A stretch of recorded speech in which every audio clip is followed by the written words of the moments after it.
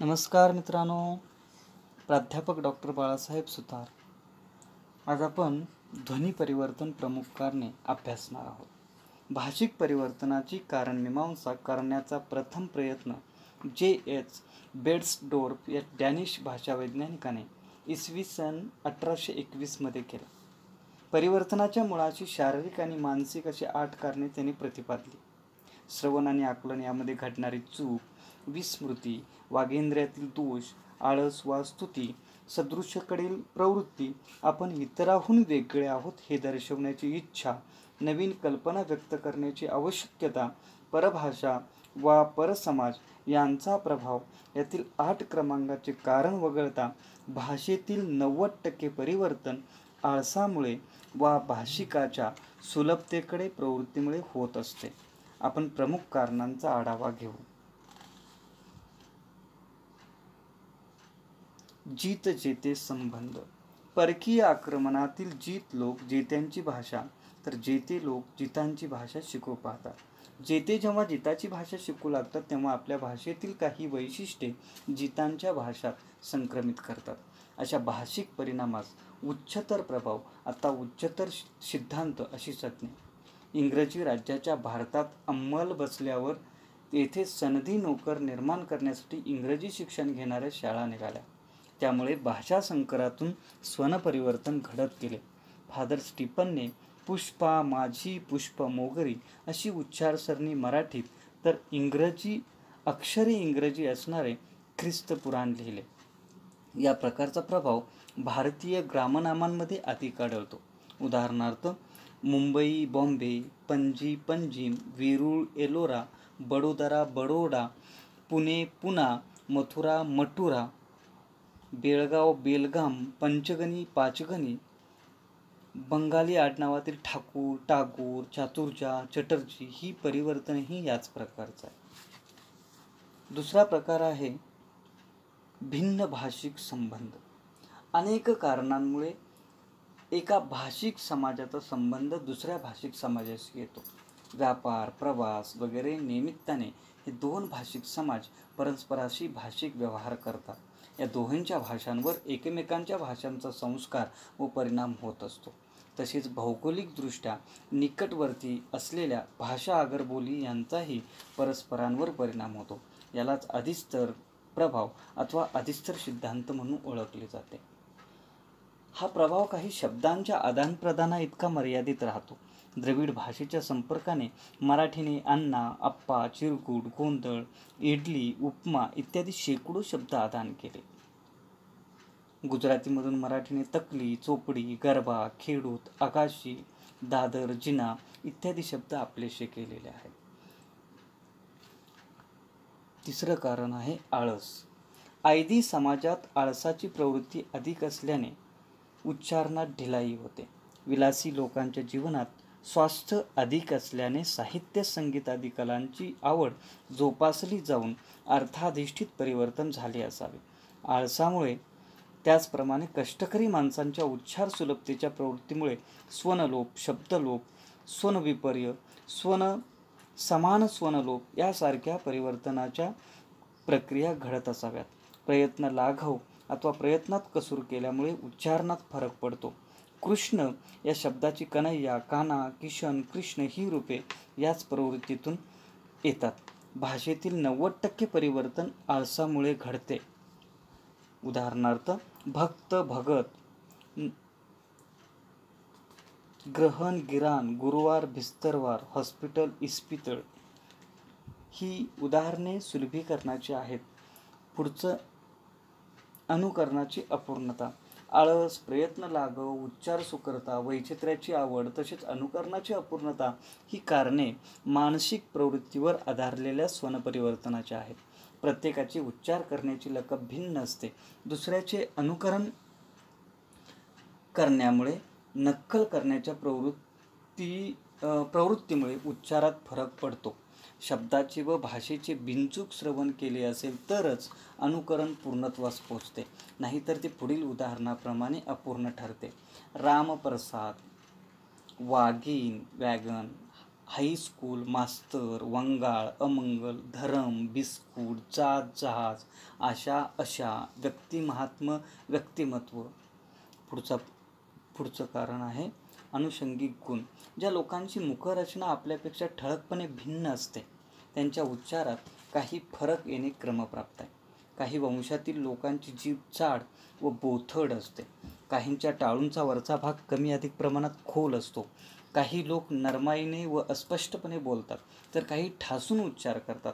एकच परकीय भाषा दोन भिन्न मानववंशाच्या भाषिकांनी स्वीकारली आणि त्यांच्या मुखरचनेत भेद असले तर तिथे निश्चित भिन्न भिन्न उच्चार होतात. वंश, वर्ण, जाती, धर्म यावर आधारलेले सामाजिक गट कधी स्थिर नसतात. परस्पर संकराने त्यांच्यात नेहमी अनुवांशिक शरीर वैशिष्ट्ये बदलत असतात. साहजिकच अनुवांशिकता, लिंग, वय, विकृती या शारीरिक प्रवृत्तीनेही स्वनपरिवर्तन होते. पुढचं कारण आहे वागींद्रियातील दोष. काही वेळेला जन्मतः अपघाताने विशिष्ट सवयीने वागेंद्रियात फरक पडतो. स्वतः जीभ किंवा पडजीभ नसणे, जिभेची वाढ नीट झालेली नसणे, आजारपणामुळे जिभेवरून वारे जाणे, अपघातात समोरचे दात पडणे, पान, तंबाखू व विशिष्ट प्रकारचे अन्न सतत सेवन केल्याने जीभ जड होणे इत्यादी कारणामुळे उच्चार अनेकदा बदलतात.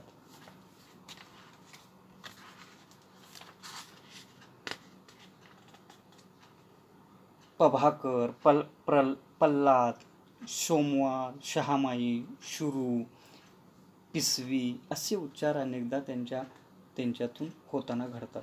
नाकात दागिने घातल्याने, सर्दी फडसे झाल्यास, घसा भसल्यास उच्चारात फरक पडतो.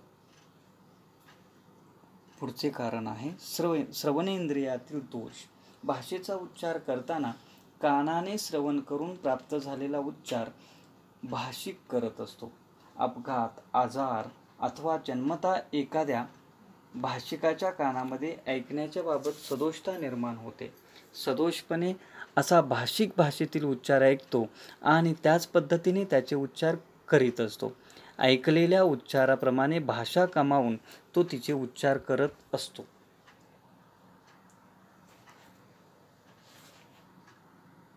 पुढचा प्रकार आहे उच्चार शीघ्रता.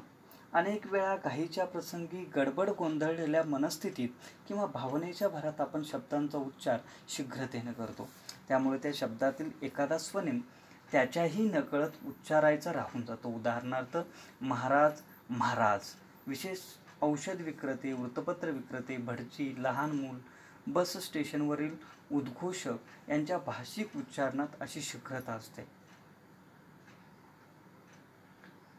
व्यवसायानुसारही त्या भाषिकांकडून नकळत काही शब्द उच्चारांची सरमिसळ होऊन त्यांचे उच्चार भिन्न होतात. पुढील प्रकार आहे लोकभ्रम. सांस्कृतिक सामाजिक दृष्टीने भाषिकांच्या बुद्धीला न पटणाऱ्या काही कल्पना समज असतात. त्यांना तळा जाईल अशा प्रकारचे उच्चार न करण्याची भाषिकांच्या समूह मनाची इच्छा असते. त्यामुळे भाषिक समूह अशा शब्दाच्या मूळ उच्चारात फरक करतात. त्यातून देखील स्वन परिवर्तन घडत असते. उदाहरणार्थ गोबीचे गोपी असे परिवर्तन गोबीतील गो शब्द देवतादर्शक, गायदर्शक आहे म्हणून घडले. पुढील प्रकार आहे अज्ञान. भाषिकांपैकी बहुसंख्य वर्ग अशिक्षित असतो. अनुकरणातून प्राप्त झालेल्या त्याच्या प्रथम भाषेबद्दल त्याला प्रशिक्षण दिलेले नसते. तो अज्ञानी असतो. केवळ अज्ञानामुळे काही शब्दांचे उच्चार मुळात आहेत तसे त्याला चोखपणे उच्चारता येत नाहीत. त्यामुळे शब्दातील काही उच्चाराचे स्वनांचे त्याच्याकडून परिवर्तन होते. उदाहरणार्थ धर्म, धम्म, कर्म, काम, हस्त, हात, कर्ण, कान. पुढील प्रकार आहे सादृश्यता. भाषिकाला भाषा प्राप्त झाली की त्याची भाषेचे शिक्षण घेण्यापूर्वी किंवा शिक्षण मिळाल्यावर चुकून अवधानाने तो एखाद्या शब्दाचा उच्चार त्याला ज्ञात असलेल्या दुसऱ्या शब्दांप्रमाणे करतो. त्यातून भाषिक परिवर्तन घडत जाते. उदाहरणार्थ गाई, गाया हे रूप बाई, बाया याप्रमाणे बनलेले आहे. पुढचा प्रकार आहे उच्चार सौकर्य. भाषेकडे परिवर्तनाचे तत्व असते तर भाषिकाकडे सुलभीकरणाचे तत्व असते. परिपूर्ण उच्चार करण्याची माणसाची स्वाभाविक प्रवृत्ती नाही. कधी कधी त्याला तितकासा वेळही नसतो. भाषेकडे तो केवळ साधन म्हणून पाहत असतो. कमीत कमी श्रम व वेळ घेऊन शब्दांचा उच्चार करून आपले काम साधण्याचा तो प्रयत्न करतो. मरण सापेक्षतेमुळे त्याच्या जगण्याला गतिमानता आलेली दिसते. मनस्थिती, व्यवसाय, कार्य, अनुकरण यामुळे तो घाई गर्दीत असतो. त्यामुळे तो भाषेचा वापर अजाणतेपणे करतो. या त्याच्या उच्चार सौकर्याच्या गुणामुळे अनेक शब्दांचे मूळ उच्चारही त्याच्या नकळत बदलत जातात.